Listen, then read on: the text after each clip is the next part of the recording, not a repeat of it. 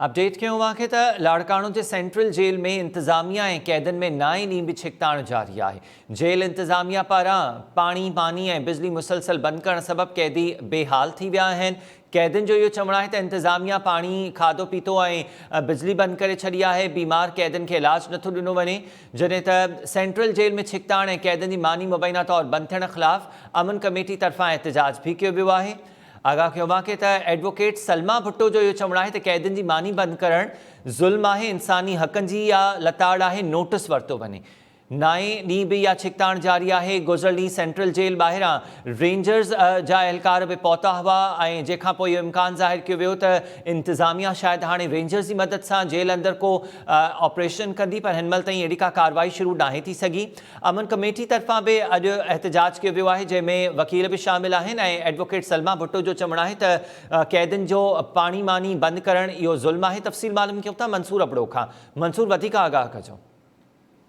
बिल्कुल, central jail Larkana में मुसलसिल 9 ॾींहनि खां वठी कैदियुनि ऐं जेल इंतज़ामिया विच में छिकताण जारी आहे। जिते मानी जेके आहे कैदियुनि जा इहे इल्ज़ाम आहिनि त 9 ॾींहनि खां वठी हुनजी मानी ऐं पाणी ऐं बिजली दवाऊं जेके आहिनि बंदि आहिनि। कैदियुनि जेको आहे वक़्तनि फ़वक़्तनि जेको आहे पाक किताब खणी जेल अंदरां एहजाज करे ऐं वीडियो जेके आहिनि उहे वायरल कया आहिनि त जेल सुप्रीडेंट इशफाक कलवड़ हुननि मथां ज़ुल्म करे थो रिश्वत जे लाइ ऐं हुनजी मानी जेकी आहे बंदि करे छॾी आहे। सुकल मानी खाइण ते मजबूर हुया, पर जेकी सुकल मानी आहे उहा बि ख़तमु थी वई आहे। कैदियुनि जेको आहे हींअर ताज़ो जेको वीडियो जेल मां वायरल कयो आहे त हुननि जो चवणु आहे त बुख ते जेके कैदी आहिनि उहे बेहाल थी विया आहिनि ऐं मरण ते पहुची विया आहिनि ऐं जेल अंदरि जेके जानवर आहिनि, ॿिली आहे उहा बि उते मरी वई आहे। मानी न आहे, खाध खुराक न आहे, कुझु बि न आहे, जंहिंजे करे 800 खां 900 ताईं जेके ही कैदी आहिनि उहे बुखूं काटण ते मजबूर आहिनि। ॿिए तरफ़ अहिड़े अमल ख़िलाफ़ लाड़काणो अमन कमेटी जे अॻवाननि एडवोकेट सलमा मुश्ताक भुट्टो समेत ॿियनि तरफ़ां जेको आहे हिकु एहजाजी रैली जेकी आहे जेल सुप्रीडेंट इशफाक कलवड़ ख़िलाफ़ कढी वई, जेका मुख़्तलिफ़ रोड रस्तनि खां थींदे प्रेस क्लब अॻियां पहुती आहे।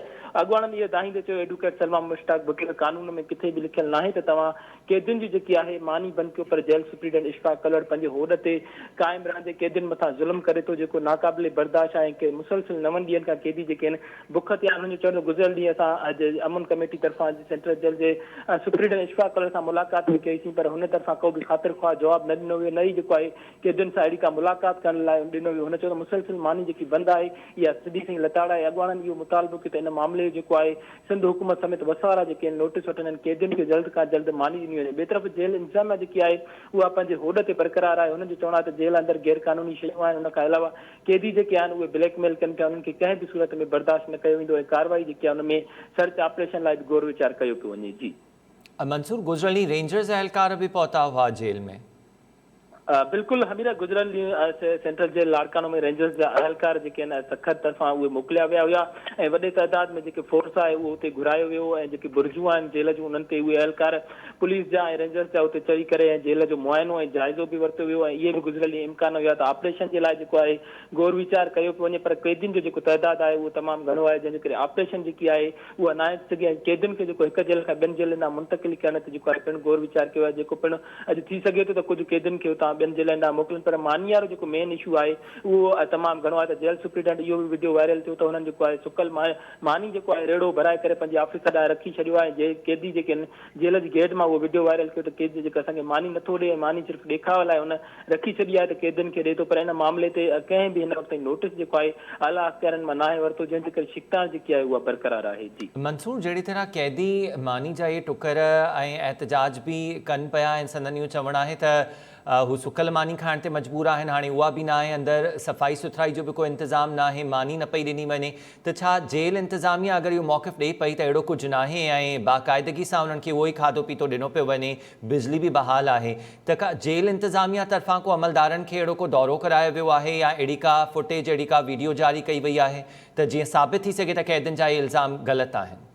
ॾिसो, हमीरा जेल सुप्रीडेंट इशफाक कलवड़ जेको आहे मुसलसिल असां बि हुन सां राब्तो कयो आहे ऐं हू स्क्रीन ते अचण खां बिल्कुलु जेको आहे साइड करे पियो, जेको मां स्क्रीन ते न ईंदुसि, न ई जेको आहे सो मीडिया खे साम्हूं बयानु ॾींदुसि।